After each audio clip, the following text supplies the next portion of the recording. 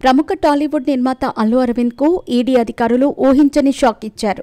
Ramakrishna electronics bank scam కేసులో భాగంగా ED అధికారులు దాదాపు 3 గంటల పాటు అల్లు అరవింద్ను విచారణ చేస్తూ ప్రశ్నలు వేశారు. 2018-19 మధ్య జరిగిన ఈ స్కామ్కి సంబంధించిన ఆర్థిక లావాదేవీలతో పాటు ఆస్తుల కొనుగోలుపై ఎన్నో ప్రశ్నలు వేసినట్టు తెలుస్తుంది. ఇలా 3 గంటల పాటు ప్రశ్నించిన ఈడీ అధికారులు తదుపరి వచ్చే వారం మరోసారి విచారణకు హాజరు కావాలి అంటూ ఈయనకు నోటీసులు జారీ చేశారు. ఇలా గతంలో జరిగిన స్కామ్కి సంబంధించి ఇప్పుడు విచారణ జరుగుతున్న నేపథ్యంలో ఇది అల్లు అరవింద్కు ఊహించని షాక్ అని చెప్పాలి. 2018 సంవత్సరంలో రామకృష్ణ ఎలక్ట్రానిక్స్ బ్యాంక్ స్కామ్లో భాగంగా ఇప్పుడు ఈయన్ని విచారణ చేపట్టడంతో ఇది కాస్త సంచలనంగా మారింది. ఈ విచారణలో భాగంగా అల్లు అరవింద్ ప్రమేయం ఏమైనా ఉందా అనే కోణంలో విచారణ చేపట్టారు.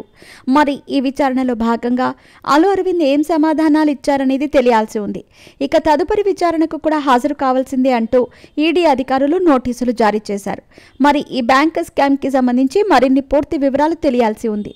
ఇక అల్లు అరవింద్ టాలీవుడ్ ఇండస్ట్రీలో స్టార్ ప్రొడ్యూసర్గా కొనసాగుతున్న విషయం మనకు తెలిసిందే. అల్లూరు రామలింగయ్య వారసుడిగా ఇండస్ట్రీలోకి నిర్మాతగా అడుగుపెట్టిన అల్లు అరవింద్ గీతా ఆర్ట్స్ బ్యానర్ స్థాపించారు.